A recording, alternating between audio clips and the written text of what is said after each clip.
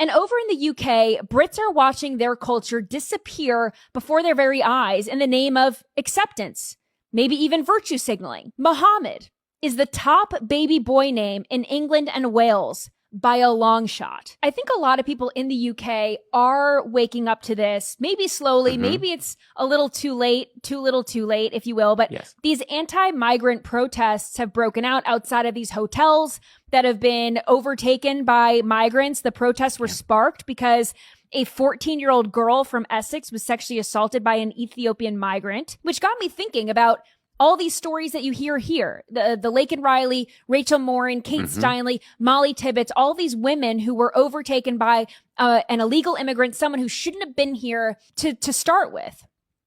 Do we not see protests here as much because conservatives are working and we don't protest? Or is it because, migrant hotels in this country are in liberal jurisdictions? They're in these sanctuary cities. So the liberals that voted that way, they are all for the migrant hotels? Or is the UK just 10 steps ahead of us in a bad way and we are going to see it like that in just a few years?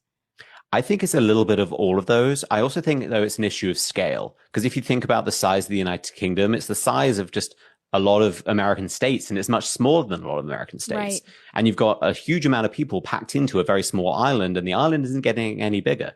You and I both travel across the US all the time. We see how truly massive this country is. Yeah. And so you go to certain cities, you're going to notice an increase in immigration.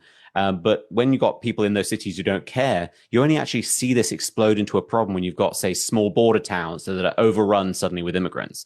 Or you've got Martha's Vineyard, of course, who have immigrants there for 2 days and they get carted out as quickly as they possibly can.